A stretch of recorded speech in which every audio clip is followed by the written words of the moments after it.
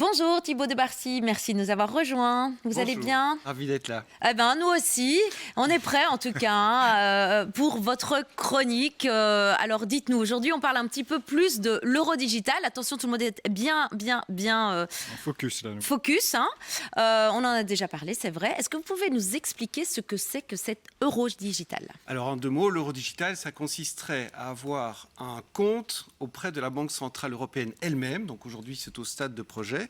Et donc l'idée, c'est d'avoir de l'argent garanti directement par la Banque Centrale, ce qui est le cas de la monnaie liquide. Est-ce que ça veut dire qu'on est proche de l'euro digital ici, déjà sur le marché? Je suis là pour vous dire que le projet, en fait, avance à grands pas. Pourquoi ? Parce qu'on est déjà au stade de prototype.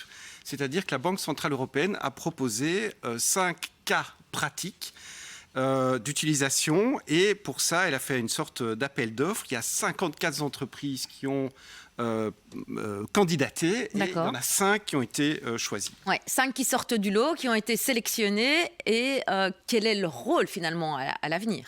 En fait, ce qui est intéressant, c'est qu'elles vont chacune étudier un cas d'utilisation de l'euro digital. Et le premier, c'est Amazon, qui a été choisi pour le cas, tout simplement, du commerce en ligne. Donc, c'est eux qui vont développer une sorte de prototype pour le commerce en ligne. Oui, moi, un truc qui me chipote, c'est qu'on parle d'un euro digital et une entreprise américaine dedans. C'est un peu bizarre. Oui, alors absolument. Alors, bon, il faut savoir, Amazon a une structure européenne, mais c'est vrai qu'on a considéré que c'était les meilleurs dans leur domaine et donc ils ont été choisis. Ce qui est un fait, pas une opinion. Absolument. Et pour ce qui concerne les autres entreprises, c'est intéressant parce que là, on a un mix européen très, très intéressant. On a CaixaBank, qui est une grande banque de détail espagnole, c'est un peu le Fortis espagnol. Eux, ils vont s'occuper du paiement de pair à pair, donc entre particuliers, un peu comme vous avez le C2C. Sur Payconiq aujourd'hui, tout à fait. On a Worldline, qui est une entreprise française, mais très connue en Belgique, parce qu'elle s'occupe justement... c'est bon contact. Hein. Voilà, c'est un peu, pas tout à fait, mais c'est en tout cas ceux qui sont derrière la connexion des commerçants. Et donc, ils vont, eux, s'occuper du paiement, mais hors ligne. Donc ça, c'est assez intéressant aussi. Et puis alors, on a 2 cas particuliers. On a Nexi, qui est un peu le Worldline italien, donc c'est un acquéreur. Et l'EPI, ça c'est très intéressant, parce qu'ils sont basés à Bruxelles et eux, ils vont s'occuper des paiements en point de vente. Ouais, ok, mais quel cas d'utilisation a été attribué aux 4 entreprises qui restent du coup? Non, donc chacune. Donc c'est chaque fois le paiement pair à pair pour KXA, le paiement en point de vente pour l'EPI et Nexi, et alors Worldline pour le paiement hors ligne. Donc voilà. Donc chaque fois. Est-ce qu'on peut comparer ça à Payconiq, par exemple? Pour qu'on comprenne bien, parce que c'est pas tout à fait.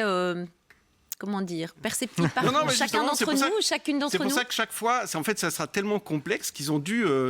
ils ont saucissonné. Ils ont dû saucissonner vraiment les cas d'utilisation en magasin, hors magasin, l'achat en ligne, etc. Et donc, chaque entreprise va devoir présenter un prototype à la Banque centrale. Donc, c'est très entrepreneurial. Dans cette approche, on fait des tests parce qu'on ne sait pas, il n'y a pas de théorie, il n'y a pas un livre qui est fait pour ça. Comment est-ce que ces 5 entreprises pourraient être la fondation du futur euro digital? Elles ne vont pas être la base, c'est juste des user cases, des tests, pas la fondation du futur euro digital. Elles font les crash tests, quoi. Exactement, elles font les crash tests. Et d'ailleurs, c'est très clair dans le cahier de charge de la Banque centrale, c'est qu'elles ne sont pas du tout assurées d'être le fondement futur. Et elles ne seront pas privilégiées par rapport aux autres acteurs bancaires. Non, par contre, elles auront évidemment une petite longueur d'avance parce qu'elles auront réfléchi au problème, mais il n'y a aucune garantie. Ce qui va se passer, le calendrier, c'est qu'elles doivent présenter leur prototype maintenant, avant 2023.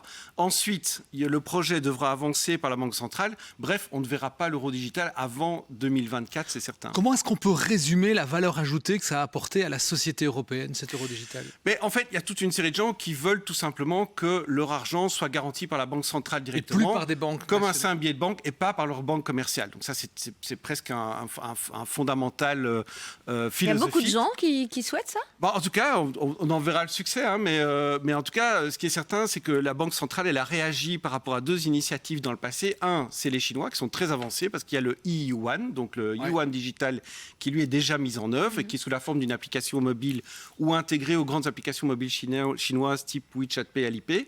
Et l'autre initiative, mais qui est aujourd'hui mort-née, c'est la fameuse initiative de Facebook, donc le Libra, renommé Diem, mais qui entre-temps a été abandonné, mais qui a clairement été l'aiguillon pour les banques centrales. Ça a fait trembler les banques centrales. Elles ont dit, en tout cas, s'il y a des monnaies digitales, on veut être dans le coup parce que ceux qui contrôlons la masse monétaire, c'est nous et on n'a pas envie de donner ça au secteur privé. Et donc, c'est pour ça que, attention, la Banque centrale le répète dans toutes les langues, on ne veut pas remplacer le cash, mais enfin, tout est quand même fait pour qu'en pratique, ça serait théoriquement possible. Et elle va aussi dire, la décision elle-même de lancer l'euro digital n'est pas prise fondamentalement. Il y aura tout un processus démocratique, entre autres, c'est pour contrer les cryptos alors, mais avec quelque chose de plus tangible et de moins risqué?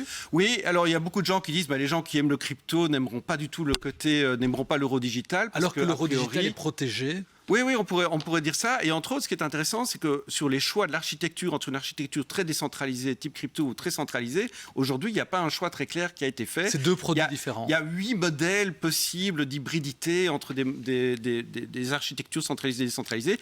Et autre chose qu'on sait déjà, c'est qu'en tout cas, vous n'irez pas ouvrir directement votre compte à la banque centrale. C'est que les banques commerciales vont devoir jouer un rôle dans la distribution de l'euro digital. Oui, donc il faut quand même passer par la banque.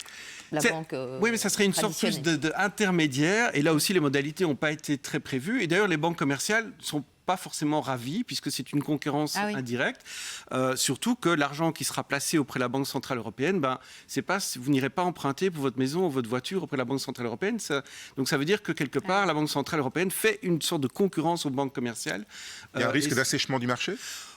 C'est pour ça qu'entre autres, on a à un moment parlé d'un plafond, c'est-à-dire qu'il y aura une sorte de montant maximum que vous pourriez mettre en euros comme digital. les 100 000 qui sont garantis sur un compte classique. On parle d'un montant beaucoup plus faible, ça serait de l'ordre, le chiffre qui avait été lancé, c'est 3 000 €. Ah oui. Pourquoi 3 000 €? Parce que c'est le montant moyen que les gens ont en cash. Exactement.